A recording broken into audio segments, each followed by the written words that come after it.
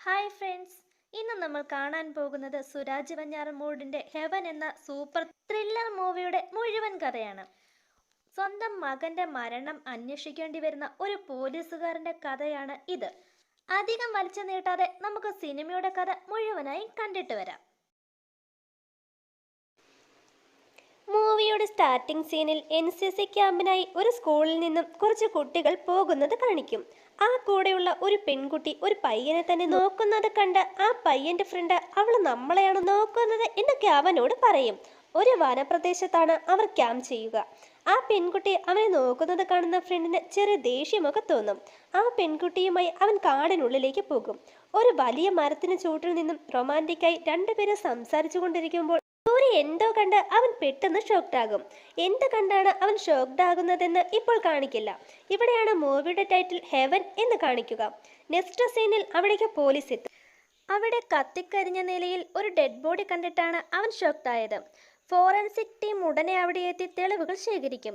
ആ ബോഡിയുടെ കാലപ്പഴക്കത്തെക്കുറിച്ച് inspector forensic ടീമിനോട് ചോദിക്കുമ്പോൾ ബോഡിക്ക് 4 ദിവസത്തെ പഴക്കമുണ്ടെന്ന് അവർ പറയും. 4 ദിവസം എന്ന് എങ്ങനെ കറക്റ്റായി പറയാൻ കഴിയുമെന്ന് ഇൻസ്പെക്ടർ ചോദിക്കുമ്പോൾ ഒരാൾ മരിച്ച് 24 മണിക്കൂറിനുള്ളിൽ ഈച്ചകൾ മുട്ടയിട്ട് പുഴുക്കൾ ഉണ്ടാകാൻ തുടങ്ങും. ആ പുഴുക്കളെ എക്സാമിൻ ചെയ്യുന്നതിലൂടെ പുഴുക്കൾ ഉണ്ടായിട്ട് എത്ര ദിവസമായെന്നും ബോഡിക്ക് എത്ര ദിവസം പഴക്കമുണ്ടെന്നും കണ്ടെത്താൻ കഴിയുമെന്ന് അവർ പറയും. ബോഡി കിടന്നിടത്തു നിന്നും കൊലപാതകിയുടെ നിന്ന് സംശയിക്കുന്ന ഫുട് പ്രിന്റ്സ് ലഭിച്ചിട്ടുണ്ട്. ഫുട് പ്രിന്റ് സംബന്ധിച്ച് ഇൻവെസ്റ്റിഗേഷൻ നടത്താൻ പോലീസ് തീരുമാനിക്കും. കില്ലർ ധരിച്ചിരുന്ന പ്രത്യേകതര ഷൂവിനെ കുറിച്ചും ഒരു കാർ സംഭവ സ്ഥലത്തു നിന്നും ഒരാൾ കണ്ടിരുന്നുവെന്ന ദൃക്സാക്ഷി മൊഴിയിലും പോലീസ് പ്രതിയെന്ന് സംശയിക്കുന്ന പീറ്റർ എന്നയാളെ അറസ്റ്റ് ചെയ്യും. ഈ കഥയിലെ ഹീറോ ഈ പീറ്റർ തന്നെയാണ്. പീറ്ററും ഒരു പോലീസ് ഉദ്യോഗസ്ഥനാണ്. അവിടെ സീൻ കട്ട് ചെയ്ത് ഒരു ഫ്ലാഷ് ബാക്കിൽ പീറ്ററിന്റെ ഫാമിലിയെ കാണിക്കും. പീറ്ററിന്റെ ഭാര്യ നേരത്തെ മരിച്ചതാണ്. അവർക്കൊരു മകനുമുണ്ട്. പീറ്ററിന്റെ അമ്മയും അവർക്കൊപ്പമാണ് താമസിക്കുക. പീറ്ററിന്റെ മകൻ ഒരു പെൺകുട്ടിയുടെ ചിത്രം വരയ്ക്കുന്നത് കണ്ട് അച്ചമ്മ അങ്ങോട്ട് കടന്നു വരും. ഇതാരാ, നിന്റെ ലവറാണോ എന്നൊക്കെ ചോദിച്ച് അച്ചമ്മ അവനെ കളിയാക്കാൻ ശ്രമിക്കുമ്പോൾ ഇതെന്റെ ബെസ്റ്റ് ഫ്രണ്ട് ടീനയാണെന്നും അവൻ പറയും. നിങ്ങൾ രണ്ടുപേരും ഒരുമിച്ച് ചെയ്യുന്ന ടിക്ടോക്ക് വീഡിയോസ് ഒക്കെ സൂപ്പറാണ് എന്നൊക്കെ പറഞ്ഞ് അവനെ കളിയാക്കിയതിനു ശേഷം അച്ചമ്മ അവിടെ നിന്ന് പോകും. അച്ഛൻ്റെ ഒപ്പം ജീപ്പിൽ സ്കൂളിലേക്ക് പോകാനായി അവൻ അവൻ്റെ സൈക്കിൾ പഞ്ചറാക്കും. ഇത് സുകുമാരൻ എന്ന പോലീസുകാരനും കാണും. അച്ഛനോട് പറയരുതെന്ന് അവൻ പറയുമ്പോൾ ഇല്ലെന്ന് സുകുമാരനും പറയും. ഹീറോ അവൻ്റെ ജോലിയിൽ വലിയ സത്യസന്ധനാണ്. നിയമത്തിനും ന്യായത്തിനും അനുസരിച്ച് മാത്രമേ ഹീറോ ജോലി ചെയ്യാറുള്ളൂ. ഒരു ഡേ നൈറ്റ് വളരെ ടെൻഷനോടെ ഒരാൾ സ്റ്റേഷനിലെത്തും. നന്നായി മദ്യപിച്ച് സ്റ്റേഷനിലെത്തിയ അയാളോട് എന്താണ് പ്രശ്നമെന്ന് ഹീറോ ചോദിക്കുമ്പോൾ എൻ്റെ മകളെ കാണാനില്ലെന്ന് അയാൾ പറയും. എൻ്റെ മകളെ ഷാപ്പിന് പുറത്തു നിർത്തിയാൽ ഞാൻ കള്ള് കുടിക്കാൻ കയറി. ഒരു 10 മിനിറ്റിന് ശേഷം ഞാൻ പുറത്തു വന്നപ്പോൾ അവളെ അവിടെ കാണാനില്ലായിരുന്നെന്നും വളരെ ഫീലോടെ അയാൾ പറയും. നിങ്ങൾ മദ്യപിച്ച് ഷാപ്പിലേക്ക് പോകാമെന്ന് പറഞ്ഞ് ഹീറോ മറ്റു പോലീസുകാരുമായി അങ്ങോട്ട് പോകും. കുട്ടിയുടെ കയ്യിൽ ഫോൺ ഉണ്ടോ എന്ന് ഹീറോ ചോദിക്കുമ്പോൾ എൻ്റെ ഫോൺ അവളുടെ കയ്യിലുണ്ടെന്ന് പറയും. ആ നമ്പറിൽ ട്രാക്ക് ചെയ്യാൻ അവൻ ശ്രമിക്കും. ഫോൺ ഓഫ് ആകാത്തതിനാൽ സിഗ്നൽ ട്രാക്ക് ചെയ്ത് ഹീറോ പോലീസുകാരുമായി ഒരു ചേരി ഏരിയയിലെത്തും. ആ ഫോണിൽ വിളിക്കുമ്പോൾ റിംഗ് ചെയ്യുന്ന വീട്ടിലെത്തി അവർ അന്വേഷിക്കുമ്പോൾ ചോദിക്കുന്നതിനൊക്കെ ഭയത്തോടെ റിപ്ലൈ ചെയ്യുന്ന ആ ലേഡിയെ സംശയം തോന്നി പോലീസ് വീടിനകത്ത് കയറി ചെക്ക് ചെയ്യും. ആ വീട്ടിലെ ഒരു റൂമിനുള്ളിൽ ലോക്ക് ചെയ്തിരിക്കുന്ന നിലയിൽ ആ കുട്ടിയെ അവർ കണ്ടെത്തും. പോലീസ് ആ ലേഡിയെയും അറസ്റ്റ് ചെയ്യും. ആ പെൺകുട്ടി തിരികെ കിട്ടിയ സന്തോഷത്തിൽ ആ അച്ഛൻ ആ കുട്ടിയെ കെട്ടിപ്പിടിക്കും. ഹീറോയോടും നന്ദി പറയും. നെക്സ്റ്റ് ഡേ ഹീറോയെ മകന്റെ സ്കൂളിൽ നിന്നും വിളിപ്പിക്കും. ഹീറോയുടെ മകന്റെ ബാഗിൽ നിന്നും ടീച്ചേഴ്സിന് ഒരു സിഗരറ്റ് പാക്കറ്റ് ലഭിക്കും. സോ അതിനാലാണ് ടീച്ചേഴ്സ് ഹീറോയെ സ്കൂളിലേക്ക് വിളിപ്പിക്കുന്നത്. സ്റ്റേഷനിലെ കാര്യം മാത്രം അന്വേഷിച്ചാൽ പോരാ, സ്വന്തം മകനെ കൂടി നല്ല രീതിയിൽ വളർത്തണമെന്നൊക്കെ അവൻ്റെ ടീച്ചേഴ്സ് ഹീറോയോട് പറയും. ഒരു തവണ അവനോട് ക്ഷമിക്കണം, അവനൊരു അബദ്ധം പറ്റിയതാണ്, ഇനി ഇങ്ങനെ ഉണ്ടാകാതെ ഞാൻ നോക്കിക്കോളാമെന്ന് ടീച്ചേഴ്സിന് ഹീറോ ഉറപ്പ് നൽകും. പ്രിൻസിപ്പൽ റൂമിൽ നിന്നും ഇറങ്ങിയതിനു ശേഷം അത് എൻ്റെയല്ല, എങ്ങനെയാണ് എൻ്റെ ബാഗിൽ വന്നതെന്ന് എനിക്കറിയില്ലെന്നും മകൻ ഹീറോയോട് കരഞ്ഞുകൊണ്ട് പറയുമെങ്കിലും അവൻ പറയുന്നതൊന്നും വിശ്വസിക്കാൻ ഹീറോ തയ്യാറാകില്ല. അന്ന് നൈറ്റ് ഹീറോയുടെ മകൻ ഈ കാര്യങ്ങളൊക്കെ അവൻ്റെ അച്ചമ്മയോട് പറഞ്ഞ് വളരെ ഫീൽ ചെയ്യും. ആരോ എൻ്റെ ബാഗിൽ അറിഞ്ഞുകൊണ്ട് ആ സിഗരറ്റ് പാക്കറ്റ്സ് ഒക്കെ വെച്ചതാണെന്ന് പറഞ്ഞ് അവൻ കരയുമ്പോൾ അച്ചമ്മയും അവനെ സമാധാനിപ്പിക്കാൻ ശ്രമിക്കും. ഇങ്ങനെ ഒരു നാണക്കേടുണ്ടായത് ഹീറോയെയും ഇമോഷണലാക്കും. മകനോട് സംസാരിക്കാനായി ഹീറോ റൂമിലെത്തുമെങ്കിലും അപ്പോഴേക്കും അവൻ ഉറങ്ങിയിരിക്കും. നെക്സ്റ്റ് ഡേ ഹീറോയുടെ സ്റ്റേഷനിലേക്ക് ഒരു വീട്ടിൽ മർഡർ നടന്നിട്ടുണ്ടെന്ന ഇൻഫർമേഷൻ ലഭിക്കും. ഹീറോയും മറ്റു പോലീസുകാരും ഹെവൻ എന്ന പേരുള്ള ആ വീട്ടിലെത്തും. ഹെവൻ എന്ന ആ വീട്ടിൽ മാത്യു എന്നയാൾ അയാളുടെ ഭാര്യയ്ക്കും മകൾക്കുമൊപ്പമാണ് താമസിച്ചിരുന്നത്. മാത്യു ഫസ്റ്റ് റൂമിൽ തന്നെ ഒരു ചെയറിൽ ലോക്ക് ചെയ്ത അവസ്ഥയിൽ മരിച്ചു കിടക്കുന്നു. അതിന് പുറകിലുള്ള റൂമിൽ മാത്യുവിന്റെ ഭാര്യയും മരിച്ചു കിടക്കുന്നത് അവർ കാണും. പോലീസ് വീട് മുഴുവൻ സെർച്ച് ചെയ്യുന്ന സമയത്ത് പുറത്ത് മീഡിയാസും റിപ്പോർട്ടേഴ്സും എത്തും. ഈ വീട്ടിൽ ആരൊക്കെയാണ് ഉണ്ടായിരുന്നതെന്ന് പോലീസ് നെയ്ബേഴ്സിനോട് ചോദിക്കുമ്പോൾ ഇവിടെ ഹസ്ബൻഡ് ആൻഡ് വൈഫ്, പിന്നെ അവരുടെ മകളും, അതുകൂടാതെ ഒരു ബംഗാളി ജോലിക്കാരനും അവർക്കുണ്ടായിരുന്നെന്ന് പോലീസിന് മനസ്സിലാകും. ഹീറോ ഓരോ റൂം ഓപ്പൺ ചെയ്ത് ചെക്ക് ചെയ്യും. ബാത്റൂമിനുള്ളിൽ അവരുടെ മകൾ മരിച്ചു കിടക്കുന്നത് ഹീറോ കാണും. ആ കുട്ടിയെ കൂടിയും ഇത്ര ക്രൂവലായി കൊന്നത് ആരാണെന്നോർത്ത് ഹീറോ ലൈറ്റായി ഫീൽ ചെയ്യും. മെയിൻ റൂമിനുള്ളിൽ ടീന എന്ന ആ പെൺകുട്ടിയെ ഹീറോയുടെ മകൻ വരച്ച ആ ഫോട്ടോയും ഹീറോ കാണും. ഇത് തന്റെ മകൻ വരച്ചതാണല്ലോ എന്ന് ഹീറോയും ചിന്തിക്കും. ആ വീട്ടിൽ നിന്നും ഹീറോ പുറത്തിറങ്ങുമ്പോൾ മറ്റു പോലീസുകാരൊക്കെ എന്തോ ടെൻഷനോട് സംസാരിക്കുന്നത് ഹീറോ ശ്രദ്ധിക്കും. ഹീറോ എന്താണ് കാര്യമെന്ന് ചോദിക്കുമെങ്കിലും ഹീറോയോട് അതെന്താണെന്ന് പറയാൻ അവർ മടിക്കുന്നതിനാൽ ആ വീടിനോട് ചേർന്നുള്ള ഷെഡിലേക്ക് ഹീറോ കയറി നോക്കുമ്പോൾ ആ ഷെഡിനുള്ളിൽ ഹീറോയുടെ മകനും മരിച്ചു കിടക്കുന്നത് ഹീറോ കാണും. മകന്റെ ഫ്രണ്ടായ ടീനയുടെ ബർത്ത്ഡേ ആയിരുന്നു അന്ന്. അതിന്റെ സെലിബ്രേഷൻ ആയിട്ടാണ് അവൻ അവിടെ എത്തുന്നത്. മകൻ മരിച്ചു കിടക്കുന്നത് കണ്ട് ഹീറോ വളരെ ഷോക്ക്ഡ് ആകും. എന്ത് ചെയ്യണമെന്ന് പോലും അറിയാതെ ഹീറോ വളരെ ഫീൽ ചെയ്യും. എല്ലാവരും ഹീറോയെ സമാധാനിപ്പിക്കാനും ട്രൈ ചെയ്യും. ഹീറോയുടെ മകനെ ശ്വാസം മുട്ടിച്ചും മറ്റുള്ളവരെ തലക്കടിച്ചുമാണ് കൊന്നിരിക്കുന്നതെന്ന പോസ്റ്റ്മോർട്ടം റിപ്പോർട്ടിൽ നിന്നും പോലീസിന് കൺഫേം ആകും. ഹീറോയുടെ മകന്റെ മരണാനന്തര ചടങ്ങുകളെല്ലാം നടക്കുന്നത് കാണിക്കും. ഈ മർഡർ കേസ് ഹീറോയുടെയും ഒരു പേഴ്സണൽ ഇഷ്യൂ ആയതിനാൽ ഈ കേസ് അന്വേഷണത്തിൽ നിന്നും ഹീറോയെ മാറ്റി കേസ് കിഷോർ എന്ന മറ്റൊരു പോലീസുകാരനെ ഏൽപ്പിക്കും. ആ വീട്ടിൽ ജോലി ചെയ്തിരുന്ന ബംഗാളിയും മിസ്സിംഗ് ആണ്. അവനാണ് കൊന്നതെന്ന രീതിയിൽ പോലീസ് കേസ് അന്വേഷിക്കാൻ തുടങ്ങും. എങ്ങനെയെങ്കിലും ആ കില്ലറിനെ കണ്ടെത്തണമെന്ന് ഹീറോ കിഷോറിനെ മീറ്റ് ചെയ്ത് പറയുമ്പോൾ ഞാൻ മാക്സിമം ട്രൈ ചെയ്യാമെന്ന് ഉറപ്പ് നൽകി അയാൾ അവിടെ നിന്ന് പോകും. മാത്യുവിന് ചുറ്റുമുണ്ടായിരുന്ന ബ്ലഡിൽ നിന്നും കില്ലറിന്റെ എന്ന് സംശയിക്കുന്ന ഒരാളുടെ ബ്ലഡ് ഫോറൻസിക് ടീം കണ്ടെത്തും. ആ ബംഗാളി ജോലിക്കാരന്റെ ഫോട്ടോ സഹിതം പോലീസ് വാണ്ടഡ് നോട്ടീസ് എല്ലായിടത്തും ഒട്ടിക്കും. ആ കില്ലറിനെ പരിക്ക് പറ്റിയിട്ടുണ്ടെങ്കിൽ അത് കണ്ടെത്താനായി പോലീസ് എല്ലാ ഹോസ്പിറ്റലിലും എത്തി അന്വേഷിക്കാൻ തുടങ്ങും. അതിലൊരു ഹോസ്പിറ്റലിൽ നിന്നും കൊല നടന്നയന്ന് രാത്രി ഒരാൾ കയ്യിൽ മുറിവുമായി ആ ഹോസ്പിറ്റലിൽ എത്തുന്നത് കാണിക്കും. അയാളെ സംശയം തോന്നുന്ന പോലീസ് സ്റ്റീഫൻ എന്ന അയാളെ മീറ്റ് ചെയ്യാൻ എത്തും. പോലീസ് കേസിനെ കുറിച്ച് ചോദിക്കുമ്പോൾ തന്നെ സ്റ്റീഫൻ എല്ലാ കുറ്റങ്ങളും സമ്മതിക്കും. ഞാനും ആ വീട്ടിലെ ജോലിക്കാരനുമായ ബംഗാളിയും കൂടിയാണ് അവരെ കൊന്ന സ്വർണവും പണവുമെല്ലാം തട്ടിയെടുത്തത്. എനിക്ക് തരാനുള്ള ഷെയർ പോലും തരാതെ ആ ബംഗാളി അവൻ്റെ നാട്ടിലേക്ക് മുങ്ങിയെന്നും സ്റ്റീഫൻ പറയും. അവിടെ സീൻ കട്ട് ചെയ്ത് ഹീറോയുടെ മകൻ്റെ സ്കൂൾ പ്രിൻസിപ്പൽ 2 കുട്ടികളുമായി ഹീറോയെ കാണാനെത്തും. ഹീറോയുടെ മകൻ്റെ ബാഗിൽ നിന്നും കിട്ടിയ സിഗരറ്റ് പാക്കറ്റ് ആക്ച്വലി സീനിയേഴ്സ് വെച്ചതാണ്. അതിനവർ ഹീറോയോട് സോറിയും ചോദിക്കും. മകൻ ചെയ്യാത്ത കുറ്റത്തിന് അവനോട് ദേഷ്യപ്പെട്ട് പിണങ്ങിയിരുന്നതിനെ കുറിച്ചോർത്ത് ഹീറോ വളരെ ഫീലാകും. ഈ കേസിന്റെ അന്വേഷണം എവിടെ വരെ ആയെന്നറിയാൻ ഹീറോ സുകുമാരനെ മീറ്റ് ചെയ്യാൻ എത്തും. സ്റ്റീഫൻ എന്ന ഒരാളും ആ വീട്ടിലെ ബംഗാളി ജോലിക്കാരനും ചേർന്നാണ് സ്വർണവും പണവും കൈക്കലാക്കാൻ വേണ്ടി ഇങ്ങനെ ചെയ്തതെന്നും സ്റ്റീഫൻ പോലീസ് പിടിയിലായിട്ടുണ്ടെന്നും സുകുമാരൻ ഹീറോയോട് പറയും. ആ ബംഗാളിക്കായി പോലീസ് തിരച്ചിൽ നടത്തുകയാണെന്നും സുകുമാരൻ പറയും. ഈ കേസ് അന്വേഷണത്തിൽ തന്നെയും ഉൾപ്പെടുത്തുമോ എന്ന് ഹീറോ ഹയർ ഓഫീസറായ രേവതിയോട് റിക്വസ്റ്റ് ചെയ്യുമെങ്കിലും അത് അലൗ ചെയ്യാൻ കഴിയില്ലെന്നും കേസ് കിഷോർ തന്നെ അന്വേഷിക്കട്ടെ എന്നും അവർ പറയും. ഹീറോ എത്ര പറഞ്ഞിട്ടും ഹീറോയെ ആ കേസിൽ ഉൾപ്പെടുത്താൻ രേവതി അനുവദിക്കില്ല. സോ നെക്സ്റ്റ് ഡേ രേവതിയുടെ വീട്ടിലേക്ക് ഹീറോ നേരിട്ടെത്തി എങ്ങനെയെങ്കിലും എന്നെയും കൂടി ഈ കേസ് അന്വേഷണ ടീമിൽ ഉൾപ്പെടുത്തണമെന്ന് പറയും. ഹീറോയുടെ അവസ്ഥ കണ്ട് മനസ്സലിയുന്ന രേവതി ഹീറോയുടെ സ്വന്തമായ രീതിയിൽ ഈ കേസിന്റെ അന്വേഷണം നടത്തിക്കൊള്ളാൻ അനുമതി കൊടുക്കും. സോ സ്റ്റേഷനിലെത്തി ഹീറോ ആ കേസിന്റെ ഫയലുകളൊക്കെ മേടിച്ച് കേസ് സ്വന്തമായി അന്വേഷിക്കാൻ തുടങ്ങും. ഹീറോ സുകുമാരനുമായി സ്റ്റീഫനെ മീറ്റ് ചെയ്യാൻ ജയിലിലെത്തി നിങ്ങൾ എന്തിനു വേണ്ടിയാണ് ആ കൊലപാതകങ്ങൾ നടത്തിയതെന്ന് ചോദിക്കുമ്പോൾ ഞങ്ങൾ 2 പേരും ഒരുമിച്ചാണ് ആ വീട്ടിൽ മോഷ്ടിക്കാനുള്ള പ്ലാൻ ഇട്ടത്. പക്ഷെ കൊലപാതകങ്ങൾ ചെയ്തത് ആ ബംഗാളി തനിച്ചാണെന്നും സ്റ്റീഫൻ പറയും. സ്റ്റീഫനെ മീറ്റ് ചെയ്ത ഉടനെ ഹീറോ രേവതിയുടെ ഓഫീസിലെത്തും. ഒരു ദിവസം കൊണ്ട് തന്നെ ഹീറോ കണ്ടെത്തിയ കാര്യങ്ങൾ രേവതിയോട് പറയും. ആ വീട്ടിലെ ജോലിക്കാരൻ ബംഗാളിയാണ് അവരെയെല്ലാം കൊന്നതെന്നും പണവും സ്വർണവുമായി ഓടിപ്പോയതുമെന്നാണ് സ്റ്റീഫൻ തന്നിരിക്കുന്ന മൊഴി. പക്ഷേ ഈ ബംഗാളിയും സ്റ്റീഫനും റൈറ്റ് ഹാൻഡ് യൂസ് ചെയ്യുന്നവരാണ്. പക്ഷെ കൊല്ലപ്പെട്ടിരിക്കുന്നവരുടെ ബോഡി ചെക്ക് ചെയ്തതിൽ വെച്ച് അവരെ ഒരു ലെഫ്റ്റ് ഹാൻഡ് യൂസ് ചെയ്യുന്നയാളാണ് കൊന്നിരിക്കുന്നതെന്ന് വ്യക്തമാണ്. ഒരു ലെഫ്റ്റ് ഹാൻഡുകാരൻ കൊന്നിരിക്കുന്ന രീതിയിലാണ് ആ ഡെഡ് ബോഡീസിലെ അറ്റാക്കുകളെന്നും ഫോറൻസിക് ടീമും കൺഫേം ചെയ്തിട്ടുണ്ടെന്നും ഹീറോ പറയും. ആ ബംഗാളിക്കായുള്ള അന്വേഷണം ഊർജിതമാക്കിയിട്ടും അയാളെക്കുറിച്ചുള്ള ഒരു വിവരവും പോലീസിന് ഇതുവരെ ലഭിച്ചിട്ടുമില്ല. അവനും കൊല്ലപ്പെട്ടു കാണാനാണ് സാധ്യതയെന്നും ഹീറോ പറയുമ്പോൾ ഈ കേസിന്റെ ഒഫീഷ്യൽ ഇൻവെസ്റ്റിഗേഷനും തന്നെ ഏൽപ്പിച്ചിരിക്കുന്നു. ഇതേ രീതിയിൽ തന്നെ അന്വേഷണം മുന്നോട്ട് പോകട്ടെ എന്നും രേവതി ഹീറോയോട് പറയും. നെക്സ്റ്റ് ഡേ തന്നെ കൊലപാതകം നടന്ന വീട്ടിലെത്തി ഹീറോ സെർച്ച് ചെയ്യാൻ തുടങ്ങും. അവിടെ നിന്നും വേണ്ട തെളിവുകളൊന്നും ലഭിക്കാതെ ഹീറോ തിരിച്ചു പോകാൻ തുടങ്ങുമ്പോഴാണ് തറയിലെ ടൈല് ഇളകിയിരിക്കുന്നത് ശ്രദ്ധിക്കുക. ഉടനെ തന്നെ അവിടെ കുഴിച്ചു നോക്കുന്ന അവർക്ക് ആ വീട്ടിലെ ജോലിക്കാരനായ ബംഗാളിയുടെ ഡെഡ് ബോഡിയും അവിടെ നിന്നും ലഭിക്കും. സ്റ്റീഫൻ പറഞ്ഞതൊക്കെ കളവാണെന്ന് മനസ്സിലാക്കി ഹീറോ വീണ്ടും സ്റ്റീഫനെ മീറ്റ് ചെയ്യാൻ എത്തും. ആ ബംഗാളിയെ ആരാണ് കൊന്നതെന്നും നിന്റെ കൂടെ ആരൊക്കെ ഉണ്ടായിരുന്നെന്നും ഹീറോ സ്റ്റീഫനോട് ചോദിക്കും. പണം മുഴുവനായും കൈക്കലാക്കാൻ ഞാൻ തന്നെയാണ് ആ ബംഗാളിയെയും കൊന്നതെന്ന് സ്റ്റീഫൻ പറയും.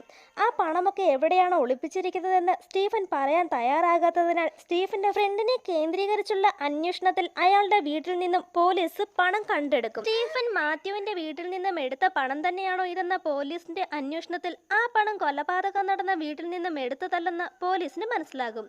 ആ കുടുംബത്തിലെ എല്ലാവരെയും കൊല്ലാനായി നിന്നതിന് സ്റ്റീഫന് ആരോ പണം കൊടുത്തതാണെന്നും പോലീസിന് മനസ്സിലാകും.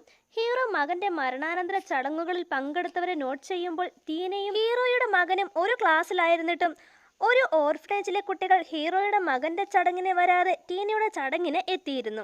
ആ കുട്ടികൾക്കും ടീനയ്ക്കും തമ്മിൽ എന്താണ് ബന്ധമെന്ന് കണ്ടെത്തണമെന്ന് ഹീറോ തീരുമാനിക്കും. ഇതിനായി ഹീറോ മകന്റെ സ്കൂളിലെത്തും. സ്കൂൾ കഴിഞ്ഞ ഉടനെ ആ ഓർഫനേജിലെ കുട്ടികൾ ഒരു വാനിൽ കയറി അവിടെ നിന്നും പോകുന്നത് ഹീറോ കാണുകയും ഉടനെ ആ വണ്ടി ഫോളോ ചെയ്യാൻ തുടങ്ങുകയും ചെയ്യും. ഒരു ഓർഫനേജിന് മുൻപിൽ വാൻ നിർത്തി ആ കുട്ടികൾ അകത്തോട്ട് കയറിപ്പോകും. ഹീറോ ആ ഓർഫനേജിലെ സിസ്റ്ററിനെ കണ്ട് ടീനയെക്കുറിച്ച് ചോദിച്ചറിയാൻ ശ്രമിക്കും. ടീനയും ആ ഓർഫനേജിലെ ഒരു കുട്ടിയായിരുന്നു. മാത്യുവിനും വൈഫിനും കുട്ടികളില്ലാത്തതിനാൽ അവർ ഇവിടെ ചിലപ്പോഴൊക്കെ വരികയും ഇവിടുത്തെ കുട്ടികളോടൊപ്പം ടൈം സ്പെൻഡ് ചെയ്യാറുമുണ്ടായിരുന്നു. ആ കൂട്ടത്തിൽ ടീന എന്ന കുട്ടിയെ മാത്യുവിനും വൈഫിനും ഒരുപാട് ഇഷ്ടമായതിനാൽ അവളെ ദത്തെടുക്കാനും അവർ തീരുമാനിക്കും. സ്വന്തമായി ഒരു വീട് പോലുമില്ലാത്ത മാത്യുവിനും വൈഫിനും കുട്ടിയെ ദത്ത് കൊടുക്കാൻ ഞങ്ങളുടെ നിയമം വിലക്കായിരുന്നു. സോ ഈ കാര്യം ഞാൻ അവരോട് സംസാരിച്ചപ്പോൾ വളരെ വിഷമത്തോടെ മാത്യുവും വൈഫും ഇവിടെ നിന്നും തിരിച്ചു പോയിരുന്നു. പക്ഷെ കുറച്ച് മാസങ്ങൾക്ക് ശേഷം അവർ ഇവിടെ തിരികെ വന്ന് ടീനയുടെ പേരിൽ മേടിച്ച വീടും സ്ഥലവും ഞങ്ങളെ കാണിച്ചു തന്ന് ടീനയും ദത്തെടുത്തെന്നും സിസ്റ്റർ ഹീറോയോട് പറയും. ഒരു മിഡിൽ ക്ലാസ് ഫാമിലിയിലായിരുന്ന മാത്യുവിന് കുറച്ച് മാസങ്ങൾ കൊണ്ട് എങ്ങനെയാണ് ഇത്രയും വിലയുടെ വീടും സ്ഥലവും മേടിക്കാൻ കഴിഞ്ഞതെന്നൊരു സംശയം ഹീറോയ്ക്ക് ഉണ്ടാകും. എയർപോർട്ടിൽ എമർജൻസി ഹോസ്പിറ്റൽ ഡിപ്പാർട്ട്മെന്റിലാണ് മാത്യു വർക്ക് ചെയ്തിരുന്നത്. അതിനെ ബേസ് ചെയ്തുള്ള ഹീറോയുടെ അന്വേഷണത്തിൽ ഒരു ലീഡ് ഹീറോയ്ക്ക് ലഭിക്കും. 5 വർഷം മുൻപ് മാത്യു ജോലി ചെയ്തിരുന്ന എയർപോർട്ടിൽ നിന്നും രത്നക്കടത്തിന് ഒരാളെ പോലീസ് അറസ്റ്റ് ചെയ്തിരുന്നു.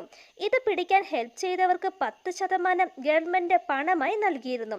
സോ ആ രത്നക്കടത്തിലെ ഒറ്റുകാരൻ മാത്യുവാണെന്നൊരു ഡൗട്ട് ഹീറോയ്ക്ക് ഉണ്ടാകും. ഹീറോ ഇത് രേവതിയോട് പറയുകയും ചെയ്യും. 5 വർഷത്തിന് മുൻപ് ആ 10% മാത്യുവിന്റെ അക്കൗണ്ടിൽ ക്രെഡിറ്റ് ആയിട്ടുണ്ട്. ഉബൈദ് എന്നൊരാളാണ് അന്ന് പോലീസിന്റെ കസ്റ്റഡിയിലായത്. മാത്യുവിനെയും കുടുംബത്തെയും കൊന്നത് അവൻ തന്നെയാകാനാണ് സാധ്യതയെന്നും ഹീറോ പറയും.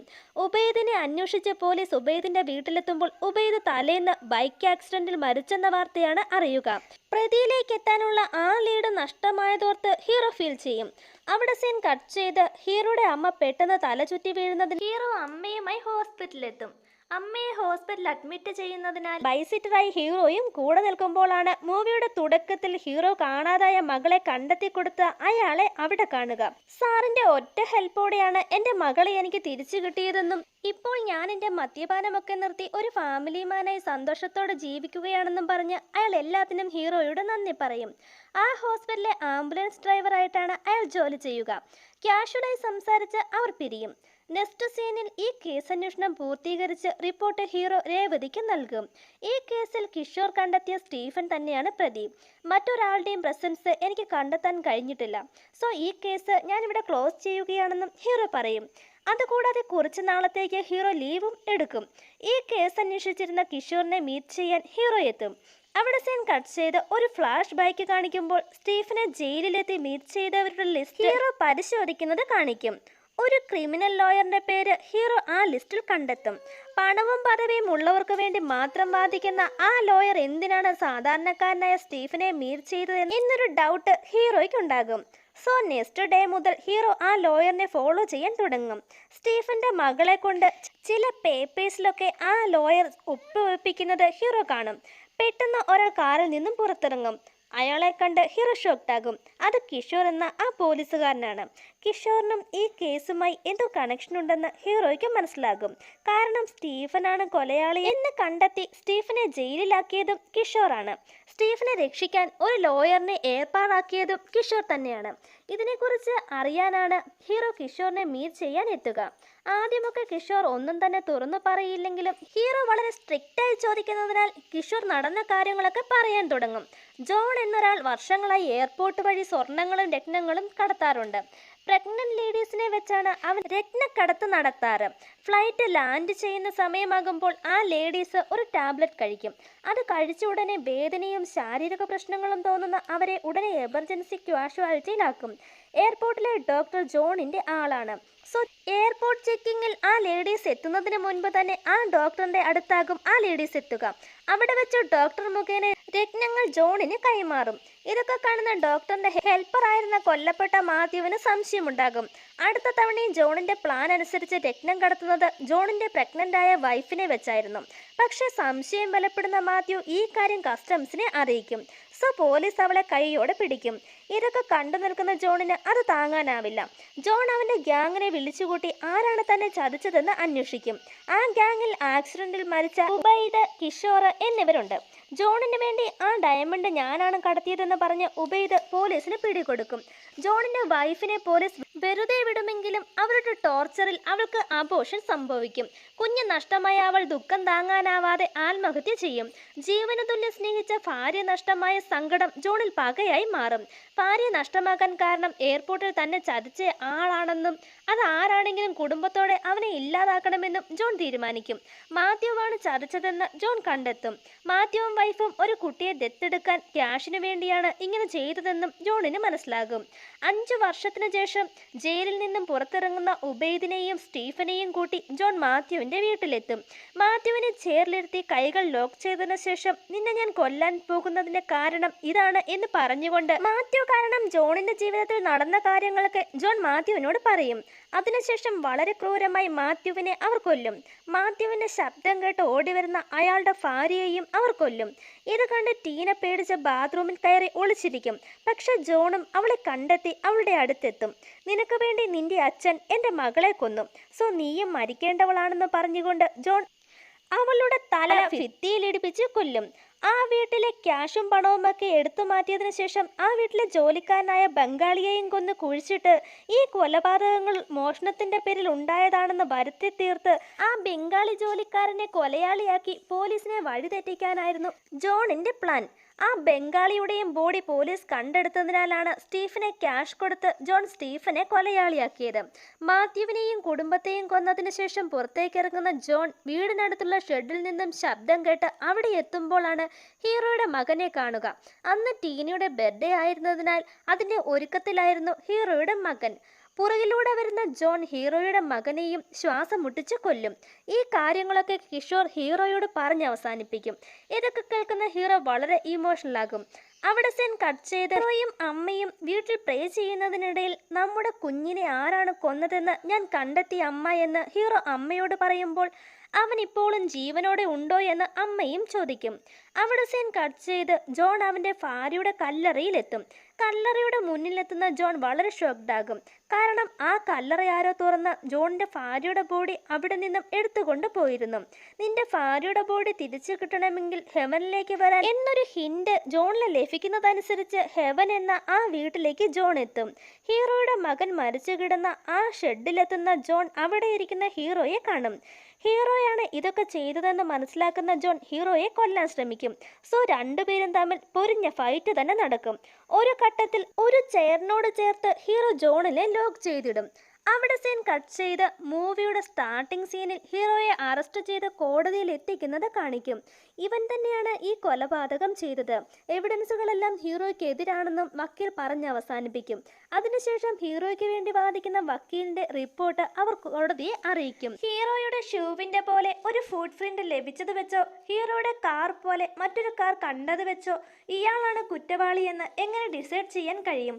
ഹീറോയ്ക്കെതിരെ സ്ട്രോങ് ആയ മറ്റ് എവിഡൻസുകളൊന്നും പോലീസിന് ഇതുവരെ ലഭിച്ചിട്ടുമില്ലെന്ന് ഹീറോയുടെ വക്കീൽ കോടതിയെ അറിയിക്കുകയും ബോഡി പോസ്റ്റ്മോർട്ടം ചെയ്ത ഡോക്ടറിനെ വിസ്തരിക്കാനായി വിളിപ്പിക്കുകയും ചെയ്യും. ഈ ബോഡി ലഭിച്ചത് 20-ാം തീയതിയാണ്. അപ്പോൾ എന്ന് കൊല നടന്നിരിക്കാനാണ് സാധ്യതയെന്ന് വക്കീൽ ഡോക്ടറോട് ചോദിക്കുമ്പോൾ ബോഡിക്ക് 3 ദിവസത്തെ പഴക്കമുണ്ട്. സോ ഉറപ്പായും 17-ാം തീയതിയാണ് കൊലപാതകം നടന്നിരിക്കാൻ സാധ്യതയെന്ന് ഡോക്ടറും പറയും. 17-ാം തീയതി ഹീറോ ലീവ് എടുത്ത് ഒരു ഫാമിലി ഫ്രണ്ടിന്റെ വീട്ടിൽ നടക്കുന്ന ഫംഗ്ഷന് പോയിരുന്നു. സോ ആ ഫംഗ്ഷന് ഹീറോ പങ്കെടുത്ത വീഡിയോ സഹിതം വക്കീൽ കോടതിയിൽ സമർപ്പിക്കും. അതുകൂടാതെ ഹീറോ 16-ാം തീയതി ട്രാവൽ ചെയ്തതിന്റെ രേഖകളും വക്കീൽ ഹാജരാക്കും. പോലീസ് കണ്ടെത്തിയ ഐ വിറ്റ്നസും ഫേക്കാണെന്ന് ഹീറോയുടെ വക്കീൽ പ്രൂവ് ചെയ്യും. സോ ഹീറോയ്ക്കെതിരെ വ്യക്തമായ തെളിവുകളില്ലെന്ന് മനസ്സിലാക്കുന്ന കോടതി ഹീറോയെ വെറുതെ വിടുകയും ചെയ്യുന്നു. ഈ കേസ് അന്വേഷിച്ച പോലീസ് ഓഫീസർ ബോഡി എക്സാമിൻ ചെയ്ത് ഡോക്ടറിനെ മീറ്റ് ചെയ്ത് സംസാരിക്കുന്നത് കാണിക്കും. ശരിക്കും 4 ദിവസത്തെ പഴക്കം തന്നെയാണോ ബോഡിക്കെന്ന് അയാൾ ഡോക്ടറിനോട് വീണ്ടും ചോദിക്കുമ്പോൾ എൻ്റെ ഇത്രയും നാളത്തെ എക്സ്പീരിയൻസ് വെച്ച് ഞാൻ പറയുകയാണ്, ഞാൻ പറഞ്ഞതുപോലെ ഈ ബോഡിക്ക് 4 ദിവസത്തെ പഴക്കം മാത്രമേ ഉള്ളെന്ന് ഡോക്ടർ ഉറപ്പിച്ച് പറയും. ചിലപ്പോൾ അയാളെ കൊന്നതിന് ശേഷം ബോഡി സേഫായി സൂക്ഷിച്ചു വെച്ചതാണെങ്കിലോ എന്നൊരു ഡൗട്ട് ഓഫീസർ ചോദിക്കുമ്പോൾ അങ്ങനെയാണെങ്കിൽ ഈ ബോഡിക്ക് 4 ദിവസത്തിലും അധികം പഴക്കമുണ്ടാക്കാൻ ചാൻസ് ഉണ്ട്. അങ്ങനെയാണെങ്കിൽ കില്ലർ അയാൾ തന്നെ ആകുമെന്നും ഡോക്ടർ പറയും. അവിടെ സീൻ കട്ട് ചെയ്ത് ഒരു ഫ്ലാഷ് ബാക്ക് കാണിക്കും. ഹീറോ സിനിമയുടെ ആരംഭത്തിൽ ഒരു കുട്ടിയെ രക്ഷിക്കാൻ ഹെൽപ്പ് ചെയ്തിരുന്നല്ലോ. ആ കുട്ടിയുടെ അച്ഛൻ ഒരു ആംബുലൻസ് ഡ്രൈവറാണ്. ഹീറോ ജോണിനെ കൊന്നതിന് ശേഷം അയാളുടെ ഹെൽപ്പ് ചോദിക്കും. ഹീറോ ആ പാർട്ടിക്ക് പോകുന്നതിന് മുൻപ് അയാളെ മീറ്റ് ചെയ്ത് ഹീറോയുടെ ഷൂവ്, യൂണിഫോം എല്ലാം അയാൾക്ക് നൽകും. അയാളുടെ ആംബുലൻസിൽ ജോണിന്റെ ഡെഡ് ബോഡി സേഫായി വയ്ക്കുകയും ചെയ്യും. ഹീറോ പറഞ്ഞതനുസരിച്ച് നെക്സ്റ്റ് ഡേ അയാൾ ഹീറോയുടെ കാറിൽ ജോണിന്റെ ബോഡിയുമായി ഒരു കാട്ടുപ്രദേശത്തേക്ക് പോകും. അതിനുശേഷം ഹീറോയുടെ യൂണിഫോമും ഷൂവും ഒക്കെ ധരിച്ച് ജോണിന്റെ ബോഡി അവിടെ വെച്ച് തന്നെ അയാൾ കത്തിച്ചു കളയും. അവിടെ സീൻ കട്ട് ചെയ്ത് ജോണിനെ ഹീറോ എങ്ങനെയാണ് കൊന്നതെന്ന് കാണിക്കും. ഒരു ചെയറിൽ ലോക്ക് ചെയ്ത് ജോണിനെ ഇരുത്തിയതിനു ശേഷം ആ കുട്ടികളെയെങ്കിലും നിനക്ക് വെറുതെ വിടാമായിരുന്നു എന്ന് ഹീറോ പറയും. എൻ്റെ മകനെ ശ്വാസം മുട്ടിച്ച് നീ കൊന്നതിന് പകരം ഇപ്പോൾ തന്നെ ഞാൻ നിന്നെയും കൊല്ലുമെന്ന് പറഞ്ഞുകൊണ്ട് ഒരു സിറിഞ്ചെടുത്ത് ഹീറോ അയാളെ ഇഞ്ചക്ട് ചെയ്ത് കൊല്ലും. ഇതൊക്കെയാകാൻ നടന്നതെന്നൊരു സംശയം കേസ് അന്വേഷിച്ച പോലീസുകാരനും ഉണ്ടാകുമെങ്കിലും ഹീറോയ്ക്കെതിരെ ഒരു തെളിവുകളുമില്ലാത്തതിനാൽ ഹീറോയെ ഇനി ഒന്നും ചെയ്യാൻ കഴിയില്ലെന്ന് അയാൾക്ക് മനസ്സിലാകും. അവിടെ സീൻ കട്ട് ചെയ്ത് ഹീറോ മകന്റെ കല്ലറയ്ക്ക് മുന്നിലെത്തി വളരെ ഫീൽ ചെയ്യുന്നത് കാണിക്കും. മകന്റെ കല്ലറയ്ക്കടുത്തായി തന്നെ ജോണിന്റെ ഭാര്യ ആൻസിയുടെ കല്ലറയും കാണിച്ച് ഈ മൂവിയും അവസാനിക്കും. വീണ്ടും മറ്റൊരു കഥയുമായി കാണാം. അതുവരെ ടാറ്റാ.